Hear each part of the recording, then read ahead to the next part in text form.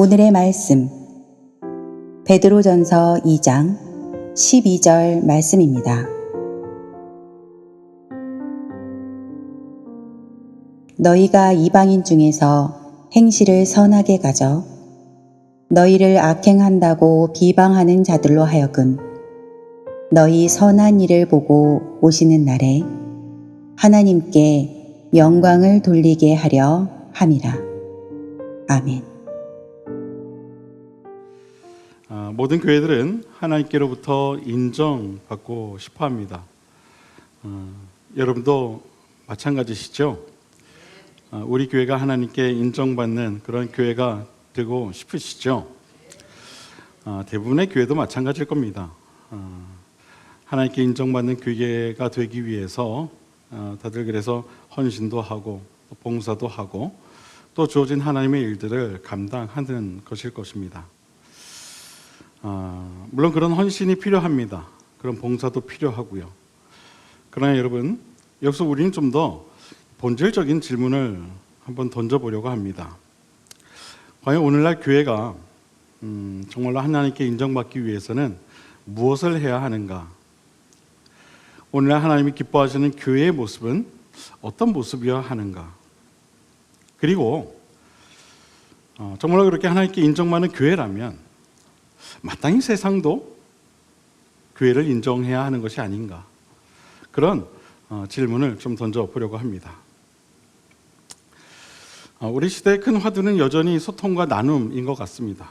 우리가 살고 있는 이 시대는 우리가 상상할 수 없을 만큼 정말 급속히 발전하는 반면에 소통의 부재로 인한 세대와 세대가 끊어지고 또 사회와 사회가 단절되고 문화와 문화가 연결되지 못하는 그런 사회가 되어버린 것이 사실입니다. 급속한 경제 발전이 가져온 불균형은 오히려 서로 간의 삶의 질에 큰 격차를 가중시키면서 이전보다 더 많은 이 나눔이 또한 필요한 시대가 되어버리고 말았습니다. 이러한 이 소통과 나눔의 문제는 신앙생활을 하는 오늘 우리 교회에도 절실히 요구되고 있는 것이 사실입니다. 신앙생활은 하나님과의 이 소통이 전제가 됩니다. 믿으십니까? 하나님과의 소통, 그것이 우리 신앙생활의 기본이라는 거예요. 그렇기 때문에 하나님과 소통하고 교제하는 믿음을 가지는 것이요, 너무나도 중요합니다. 하나님께서 예수님을 이 땅에 보내신 이유가 바로 우리와의 소통을 위함이었습니다. 예수님의 십자가 이야기를 말하지 않을 수 없죠. 하나님께서는 인간과의 소통을 위해 당신의 사랑하는 독생자 예수 그리스도를 대속물로 이 땅에 보내셨습니다. 하나님의 이러한 결정은 하나님의 관점에서 볼 때 너무나도 참으로 이 지나침이 많은 그런 결정이었지만, 그럼에도 불구하고 인간과 온전히 소통하시기 위해서는 어쩔 수 없이 할 수밖에 없는 그런 결정이었음을 보게 됩니다. 그 이유는 예수님의 십자가만이 하나님과 인간이 소통할 수 있는 가장 완전하고 또 가장 안전한 소통의 통로이기 때문입니다. 우리 신앙의 핵심인 하나님과의 영적 교제는 인간과 하나님과의 바로 이 소통에서부터 시작됩니다. 이러한 소통의 단절을 회복하는 것이 무엇보다 중요했기에 하나님께서는 예수 그리스도의 십자가 죽음을 묵인하시면서까지 인간과의 이 통로를 여시고자 했던 것입니다. 오늘날 교회도 이처럼 하나님과 세상과의 사이에서 소통의 통로가 될 필요가 있습니다. 하나님께서 먼저 우리를 찾아와 우리와 소통하셨듯이 교회도 교회 안에서뿐만 아니라 더 나아가 세상과 소통하게 되는 그러한 통로의 역할을 감당해야 한다는 것이죠. 최근에 교계나 교회 안의 불미스러운 일들을 보면 모두가 이 소통의 부재에서 오는 오해가 그 원인인 것을 보게 됩니다. 서로가 막힌 관계는 더한 오해를 불러일으키게 되어 결국 불신과 불만과 무관심으로 인해 그 교회나 교계가 문제가 생긴다는 것이죠. 먼저 교회는요, 성령의 하나되게 하심 속에서 언제나 성도 간에는 이 소통이 원활해야 합니다. 에베소서 4장 1절 이하를 보면 이런 말씀이 나옵니다. 그러므로 주 안에서 갇힌 내가 너희를 권하노니 너희가 부르심을 받은 일에 합당하게 행하여 모든 겸손과 온유로 하고 오래 참음으로 사랑 가운데서 서로 용납하고 평안에 매는 줄로 성령이 하나 되게 하신 것을 힘써 지키라. 몸이 하나요 성령도 한 분이시니 이와 같이 너희가 부르심의 한 소망 안에서 부르심을 받았느니라. 여러분, 교회의 하나됨은 성도 간에 성령이라고 하는 이 하나의 영으로 연결될 때 가능합니다. 영적인 교제와 성령의 충만함이 성도 간에 함께 공유될 때, 그것이 소통될 때 그 교회가 하나됨을 이룰 수 있다는 거예요. 이 하나됨을 유지하기 위해 우리는 서로 간에 더욱 소통하며 그것을 힘써 지키기 위한 노력과 헌신과 수고가 있어야 한다는 겁니다. 성경은 말하죠. 성령이 하나 되게 하신 것을 어떻게 지키라고 이야기하고 있습니까? 힘써 지키라. 힘써 지키라. 몸이 하나요? 성령도 한 분이시다. 그러니 너희의 그 하나됨을, 그 연결됨을, 그 소통되어 있음을 어떻게 하라는 거예요? 힘써 지키라는 거예요. 단절되어서는 안 된다는 것이죠. 사랑하는 여러분, 우리에게는 성령이 하나 되게 하시는 것을 지키기 위한 수고와 헌신과 노력이 반드시 있어야 한다는 사실을 꼭 믿으시길 바랍니다. 교회는 성령으로 하나가 되게 하신 것을 힘써 지켜야 할 의무와 책임이 있어요. 그러기 위해서는 우리 각 사람이 서로가 성령으로 연결돼요. 즉 서로가 소통하여 하나님께 부르심을 받은 일에 합당하게 행하는 믿음을 지켜 나아가야만 하는 것입니다. 그리고 모든 겸손과 온유함과 오래 참음으로 사랑 안에서 서로를 용납하고 평안에 매는 줄로 하나가 되도록 힘써야 하는 거예요. 그렇게 성도 간의 하나됨을 위해 소통하며 성령의 하나로 연결해 주신 것을 우리는 지켜 나아가야 하는 것입니다. 그것이 온전한 교회 공동체요, 성령으로 하나 된 소통하는 공동체인 거예요. 그러니까 여러분은 각 사람이고 또 각자가 서로 사는 삶이 다 다르지만 성령 안에서 뭐예요? 하나라는 거예요. 하나로 다 연결되어 있다는 거예요. 왜 표정들이 별로 안 좋으세요? 나는 난데요, 목사님. 요즘같이 개성이 강한 시대인데 뭐 저는 접니다, 그냥 목사님. 이거예요? 아니죠? 예. 성경이 말하고 있죠. 우리 성령 안에서 하나다. 하나다. 하나다.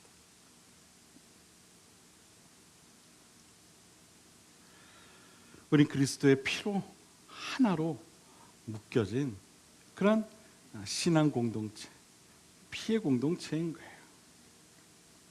바라기 우리 교회가 이처럼 성령으로 서로가 하나로 연결되어 서로가 소통할 줄 아는, 또한 그것을 지켜나갈 줄 아는 그러한 교회가 되시기를 먼저 주님의 이름으로 축원을 드립니다.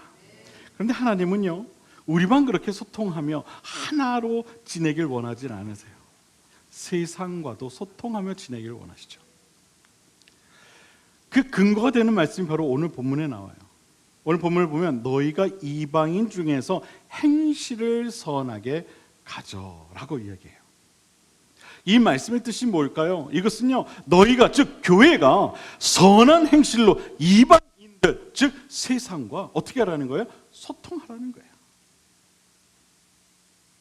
그들에게 다가가라는 것이죠. 선한 행실로 보여주라는 거예요. 나아가라는 것이죠. 여러분, 교회가 세상과 소통하기 위해서는요, 그 소통의 통로가 필요하죠. 그것이 무엇이냐면 바로 선한 행실의 실천이라는 거예요.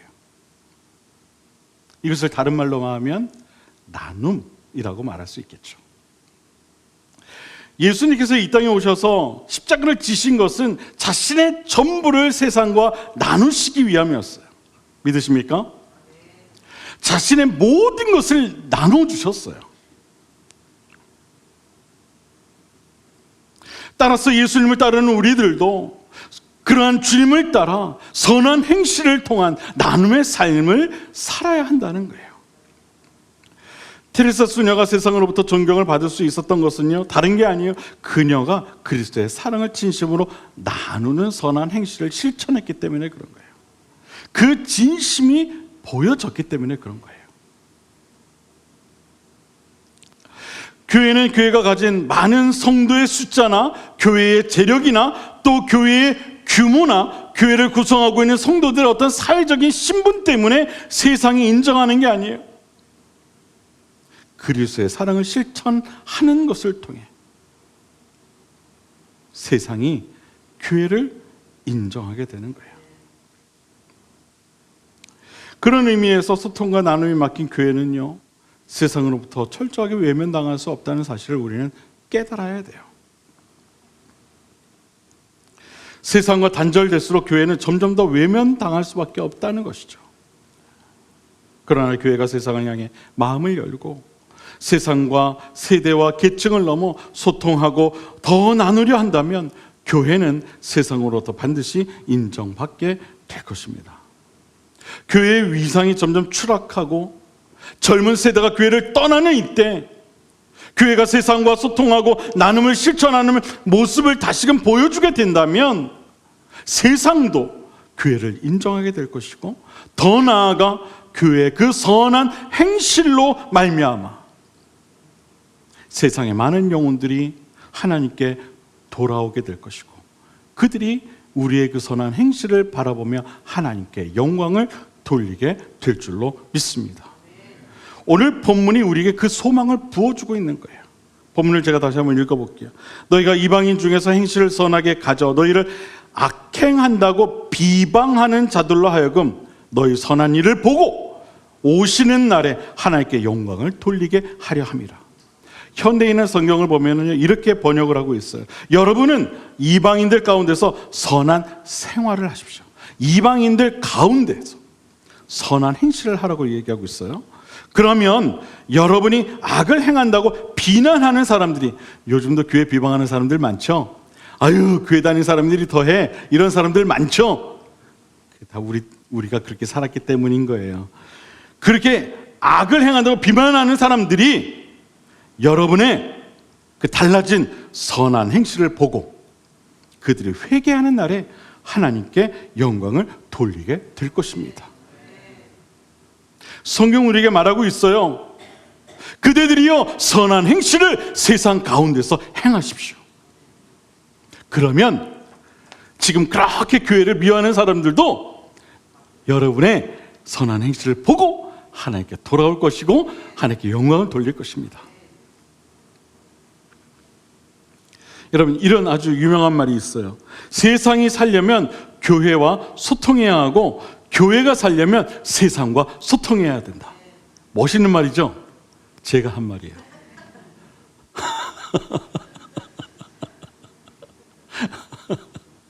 저도 이게 어디서 들은 말인가 싶어가지고 제가 이렇게 검색을 해봤더니 이런 말이 없더라고요.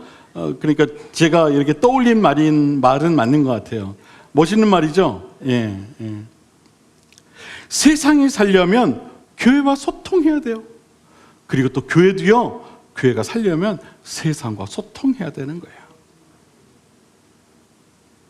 그런데 요즘 한국 교회는요, 이렇게 중요한 세상과의 소통이 원활하지 못한 것을 보게 돼요. 너무 안타까워요.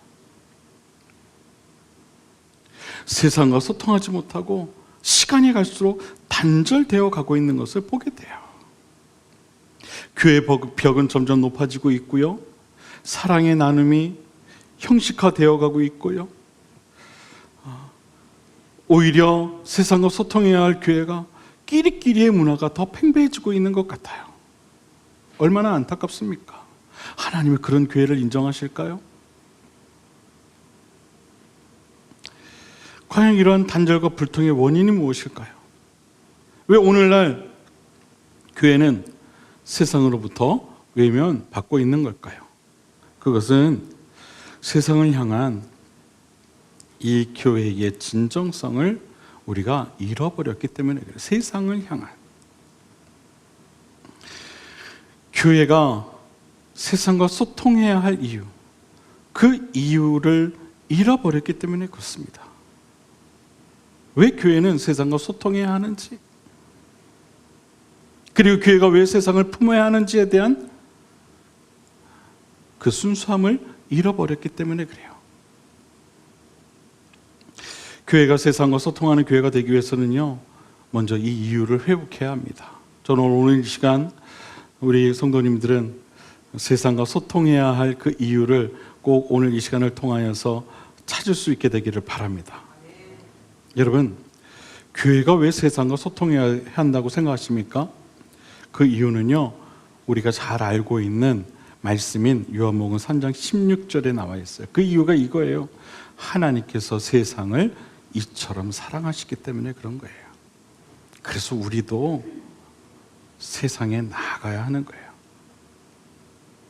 세상에 나아가 하나님과 세상의 그 소통의 통로가 되어야 되는 거예요.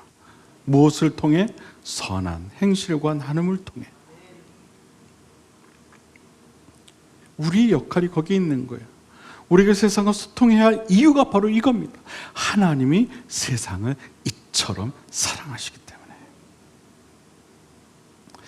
건강한 교회가 되기 위해서는 우리만의 교회가 아니라 세상과 소통하는, 즉 세상을 사랑해서 세상과 소통할 줄 아는 그런 교회가 되어야 한다는 사실을 여러분 꼭 믿으시길 바랍니다. 저는 오늘날 모든 교회들이 세상을 향한 이와 같은 진정성이 회복될 수 있었으면 좋겠어요. 단순히 그냥 교인 불리기식의 어떤 선교나 전도나 선행이 아니라 세상을 향한 하나님 아버지의 그 진정 어린 그 사랑으로 세상을 품을 수 있는 그런 교회가 되었으면 좋겠어요. 그 마음이 회복되었으면 좋겠다는 거예요. 세상을 향한 하나님 아버지의 그 마음이 우리 모두의 마음이 되었으면 좋겠어요. 아무 이유도 없이, 아무 대가도 없이 그렇게 세상을 품고 세상을 사랑하고 소통하는 그런 교회가 되었으면 좋겠어요. 그러기 위해서는 어떤 구체적인 방법들이 필요하죠. 저는 그것을 오늘 세 가지로 좀 이야기하려고 해요. 뭐 정해진 건 아니에요. 그냥 제가 오늘 설교에 이 세 가지를 좀 나눴으면 좋겠다, 세상과 소통했으면 좋겠다, 그 방법이 됐으면 좋겠다고 제가 생각을 한 거니까요. 여러분이 더 좋은 생각이 있으면 그걸 또 활용하시면 돼요. 세 가지 좀 나눠볼게요. 첫 번째, 먼저 저는요, 세상에 우리 진정 어린 마음을 먼저 좀 나눴으면 좋겠어요. 마음을 나눴으면 좋겠다는 것이죠. 여러분, 오늘날 현대인들이 가장 갈급해하고 또 가장 필요로 하고 있는 것이 있다면 그것은요, 관심일 거예요. 관심. 현대인들은 자신이 누군가로부터 관심받고 있는 존재가 되는 것을 바랍니다. 관심이라고 하는 말은요, 마음이 끌리는 것을 뜻하는 거거든요. 어떤 대상을 향해 마음을 기울이는 것을 말하는 거예요. 대부분의 현대인들은요, 자신을 향해 누군가가 이렇게 마음으로 다가와 주길 바라요. 그만큼 외로운 시대라는 것이죠. 아마도 여기 계신 분들도 누군가로부터 이런 관심을 받으면 좋아하실 거예요. 관심을 싫어하는 사람은 없죠. 더군다나 오늘날과 같이 소통이 부재인 시대는 더 그럴 거예요. 누군가에게 이 따뜻한 마음이 되어 다가간다는 것, 그것만큼 오늘날 이 시대에 의미 있는 일도 아마 없을 겁니다. 사실 우리가 마음을 나누게 되면요, 전부를 나누게 되어 있어요. 마음을 나누게 되면. 여러분, 어린 시절에 친구를 사귈 때 여러분 한번 생각해 보십시오. 어떤 친구가 진짜 친구가 됩니까? 마음이 통하는 친구가 되더라고요. 그런 친구를 우리 뭐라 그래요? 찐친이다. 이렇게 얘기를 해요. 찐친. 네. 여러분, 찐친이 되면은요, 아낌이 없어요. 뭐든지 다 서로가 공유하고 싶어 하죠.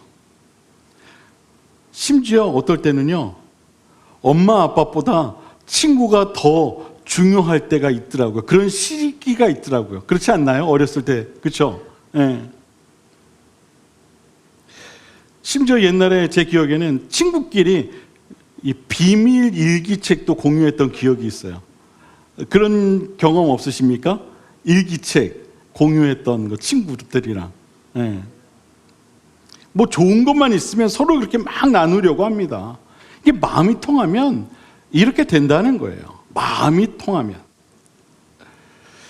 마음이 통하는 사람에게는 어떤 특별한 감정이 생기게 되어 있어요.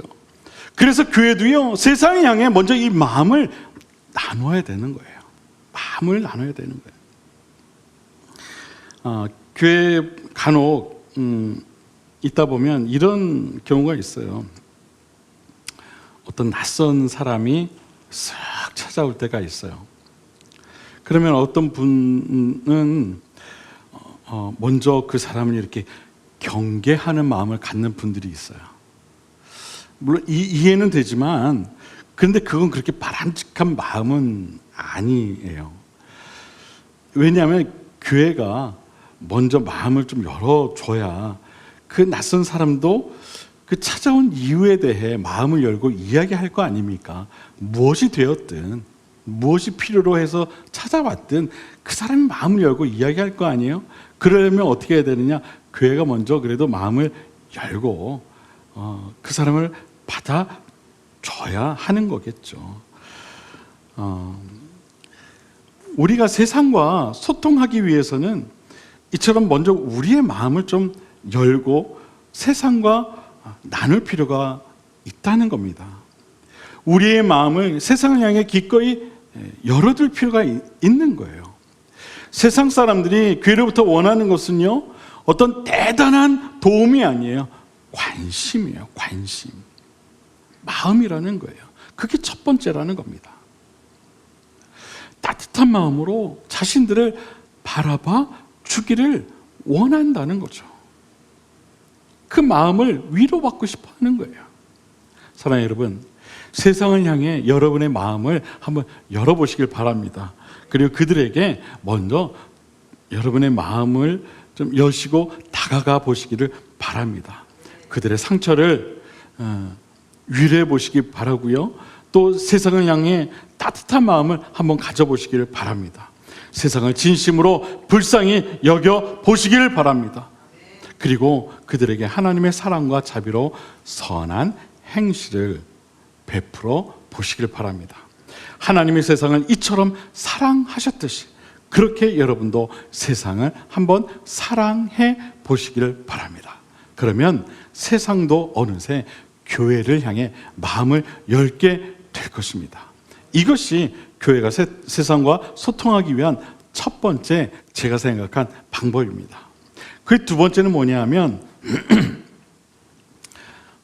교회가 세상과 소통하기 위해서는 좀 문화를 나눌 필요가 있다고 생각해요. 문화. 여러분, 문화가 뭐냐면 뭐 사전적으로 큰 의미는 뭐 인간이 살아가는 뭐 총체적 활동, 뭐 업적 이런 것들을 말할 수 있지만, 우리가 생각하는 그 문화, 이 아주 작은 의미로 미술, 음악, 문학, 연극, 무용, 우리가 활동할 수 있는 그런 예술, 문화 영역들을 말하고 있는 겁니다. 그런 걸 좀 나누는 교회가 됐으면 좋겠다는 거예요. 여러분, 올바른 문화는요, 우리 인간의 마음을 정화시켜주는 그런 힘이 있어요. 건전하고 올바른 문화가 우리 삶을 긍정적이고 또 풍요로운 삶으로 이끌어 준다는 것이죠. 그래서 올바른 문화적 경험을 한 사람들과 그렇지 못한 사람들의 어떤 삶의 질에는 차이가 있을 수밖에 없는 겁니다. 그런데 안타깝게도 오늘날 세상 문화는요, 그리 긍정적이지 못해요. 인간을 더 외롭고 쓸쓸하고 이기적으로 만들어요. 문화의 유혹이라는 아주 오래된 책이 있어요. 그 책에 보면 이런 글이 있습니다. 문화는 그릇과 같다. 그 그릇에 무엇을 담느냐에 따라 그것이 약이 될 수도 있고 독약이 될 수도 있다. 문화는 인간에게 항상 유익함을 주지만은 않아요. 때로는 부정적이고 해로운 것들을 가져다 줄 수도 있어요. 그래서 이 문화를 잘 사용할 수 있어야 하는 것이죠. 그 잘 사용하는 문화를 교회가 좀 그 역할을 감당하자는 얘기예요. 여러분, 과거 7, 80년대 교회 문화 기억나십니까? 교회는요, 세상 문화를 주도했어요. 아마 잘 생각해 보시면 기억나실 거예요. 사실 당시 사람들이 교회를 찾아오는 이유 가운데 하나도 바로 여기에 있었어요. 평소에 접해보지 못했던 음악이 있었고요, 미술이 있었고요, 연극이 있었어요. 당시에 쉽게 접할 수 없는 그런 문화적 접근이 가장 쉬운 곳이 바로 이 교회라는 곳이었어요. 아마 저희 성도님들 중에도 기타 좀 배우고 싶어서 그런데 교회 좀 한번 다녀볼까? 혹시 이런 과거의 기억들이 있는 분들이 있을지 모르겠어요. 그런 분들이 있었어요. 교회를 오면은요, 다양한 사람들을 만날 수 있었고 그 다양한 사람들을 통해 문화를 접할 수 있었기 때문에 그래요. 당시에는 드럼이나 키보드, 피아노, 기타 이런 악기들을 볼 수 있는 곳이 그리 흔치가 않았어요. 학교에도요, 풍군만 있었어요. 기타가 어디 있습니까? 드럼이 어디 있습니까? 키보드가 어디 있어요? 여러분 기억하시겠지만 친구 초대의 밤 다들 기억하시죠? 아마 다들 포스터 만들어 보신 경험이 있으실 거예요. 친구 초대의 밤. 친구들을 초대해서 문학 발표도 하고 연극도 발표하기도 하고 그림을 발표하기도 하고 어떤 시화전도 하고 그 모든 문화 활동을 어디에서 했어요? 교회라고 하는 공간에서 했어요. 그야말로 문화의 지퍼소가 교회였던 적이 있었다는 거예요.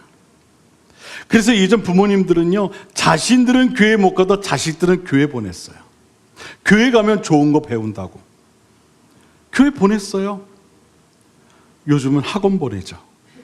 학원 가야 좋은 대학 간다고. 교회가 잃어버린 게 너무 많아요.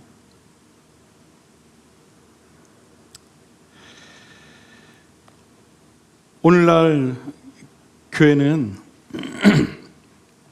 세상 사람들과 이렇게 나눌 수 있는 그런 문화가 많이 사라졌어요.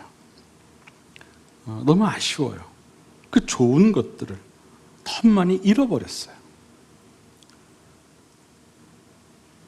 그저 우리들만의 문화만 남은 것 같아요. 그런 의미에서 자랑을 한다면 우리 교회는요, 정말 대단한 교회예요. 우리 교회는요, 대단한 교회예요. 자랑 좀 할게요. 저희 교회 1층에 뭐가 있습니까? 갤러리가 있어요. 우리 교회가 갤러리를 개방한 이유가 뭔지 여러분 다 알고 계시겠지만 지역의 좋은 문화 예술을 소개하고 그 선한 영향력을 세상과 소통하기 위해 우리 1층에 갤러리를 만든 거죠. 지금 이 갤러리가 오픈된 지 한 2년 정도 됐습니다. 덕분에 우리 갤러리를 통해서 소개된 훌륭한 이 예술가들만 해도요, 수십 명이 되고요. 갤러리를 다녀간 이 관람객들만 해도 연 인원이 수백 명이 됩니다. 제가 기억나는 그 수십 명들의 작가들 가운데 한 작가가 있는데요. 아주 초기였어요. 이 작가가 그런 얘기를 하더라고요. 관장님, 제가 1층에서 관장이거든요. 관장님, 제가요 태어나서요 교회라는 곳을 처음 와봤다는 거예요. 그러면서 교회가 이렇게 좋은 일을 하는 줄 몰랐대요. 그래서 이번 계기로 교회에 대한 자기의 생각이 조금은 바뀌었다고 얘기를 하는 거예요. 그 얘기를 듣는데 얼마나 감사하든지 참 마음이 뿌듯하더라고요. 한 영혼이, 평생을 교회의 문턱을 넘어보지 못했던 한 영혼이 이렇게 교회에 와서 교회가 이렇게 선한 일을 하고 있다는 것을 깨닫고 교회에 대한 생각이, 그 인식이 바뀌었다라고 하는 그 자체가 너무 감사한 거예요. 우리 교회가 이런 선한 영향력을 실천하고 있다는 생각에 참 기뻤습니다. 할렐루야. 여러분, 좋은 교회는, 좋은 문화는 교회가 세상과 소통할 수 있는 정말 좋은 그런 통로더라고요. 오늘날 교회는 세상에서 건전하고 올바른 문화를 나누는 소통의 공간이 좀 될 필요가 있다고 생각해요. 그래서 그런지 저희 교회를 본따서 뭐 이렇게 그런 건지 모르겠지만 몇몇 교회들이 이렇게 갤러리를 또 이렇게 열고 그러더라고요. 좋은 건 알아가지고 따라하는 교회들이 생기는 것 같아요. 막 저한테 막 물어보는 목사님도 계시고 막 그러더라고요. 거기 1층 갤러리 너무 멋진데 어떻게 그 오픈했어 목사님? 물어보고 그러더라고요. 그래서 한번 오시라고 말해주겠다고 그랬는데, 여러분, 좋은 문화를 통해서 세상에 저는 긍정적이고 또 선한 영향력을 보여주는 그런 교회가 될 필요가 있습니다. 교회가 그렇게 문화를 나누면은요, 세상은 교회를 다시 찾아오게 될 줄로 믿습니다. 마지막으로 교회가 세상과 소통하기 필요한 것은 물질이라고 생각을 해요. 물질. 교회는 물질을 통해 세상에서 구제라고 하는 매우 의미 있는 선한 일을 할 수가 있어요. 여러분, 구제는요, 우리 기독교 신앙에 있어서 매우 중요한 한 부분이라는 사실을 여러분 꼭 기억하셔야 돼요. 이것은 해도 되고 안 해도 되고 그런 문제가 아니에요. 우리가 신앙인으로 살아간다면 구제함이 우리 신앙의 일부가 되어야 되는 거예요. 과거에는요, 그래서 구제를 위한 별도의 헌금함이 있었어요. 하나님께 드리는 헌금이 있었고요, 이웃의 그 어려운 이들을 돕기 위한 구제함이 있었어요.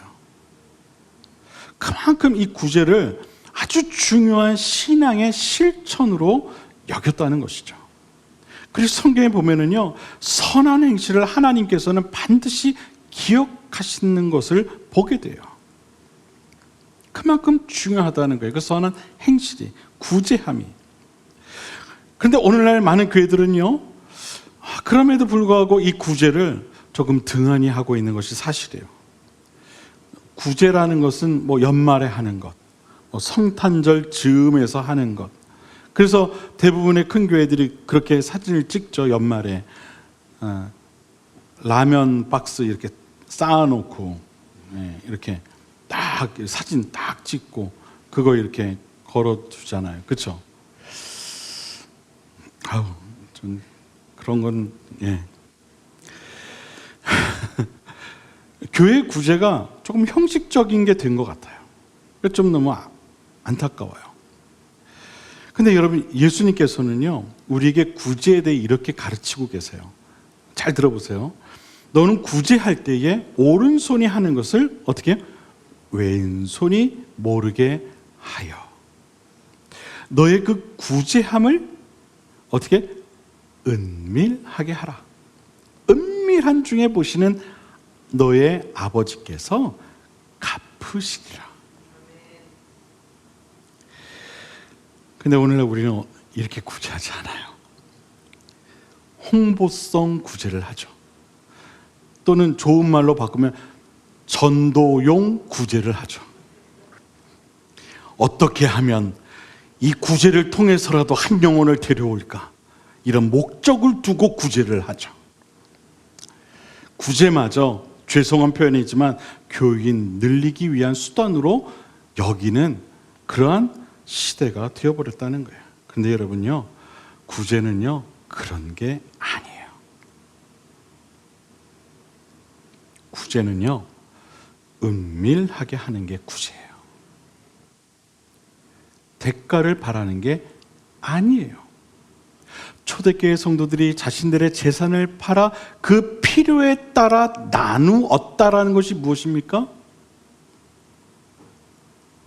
그게 뭐예요? 필요에 따라 나누었다? 그게 구제예요. 그게 진정한 구제예요. 나는 이만하면 됐고 내 형제를 또 내 이웃을 돌아보니 너무 어려운 거라. 그럼 내 것을 기꺼이 나누는 것, 그게 구제예요. 그걸 통해 어떤 목적을 두고 나중에 나 좀 잘 봐줘. 나중에 교회라도 한 번 더 와. 이거 아니라는 거예요. 그냥 나누는 것, 그게 구제라는 거예요. 나의 도움이 필요한 이들을 긍휼히 여기고 아무런 바램 없이 내가 가진 것을 나누는 것, 그것이 구제입니다. 가난하고 헐벗은 자들을 돌아보는 것, 그것은 교회가 마땅히 감당해야 할 사명이자 또한 교회가 세상과 소통하기 위한 가장 확실한 통로가 된다는 사실을 여러분 꼭 기억하셨으면 좋겠어요. 사랑하는 여러분, 오늘은 교회가 세상도 인정하는 곳이 되기 위해서 어떤 마음을 가져야 하는지, 그리고 교회가 무엇을 실천해야 하는지에 대해 함께 말씀을 나눴어요. 중요한 건 여러분 이겁니다. 하나님이 세상을 이처럼 사랑하셨듯이 우리도 세상을 이처럼 사랑해야 한다는 것입니다.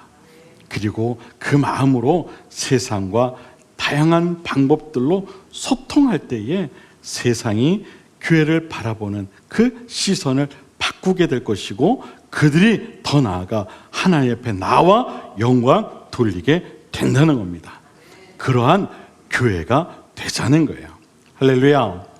바라기는 우리 교회가 세상을 사랑하는 교회가 되어서 마음과 문화와 물질을 세상에 나누는 교회가 되고, 또 세상과 그렇게 소통하는 교회가 되어서 하나님께 인정받는 교회일 뿐만 아니라 더 나아가 세상도 인정하는 그러한 교회가 될 수 있게 되기를 주님의 이름으로 간절히 축원을 드립니다.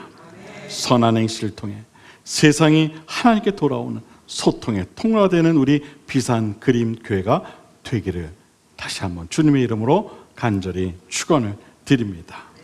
오늘 본문을 현대인의 성경으로 제가 다시 한번 읽고 오늘 설교를 마무리하겠습니다.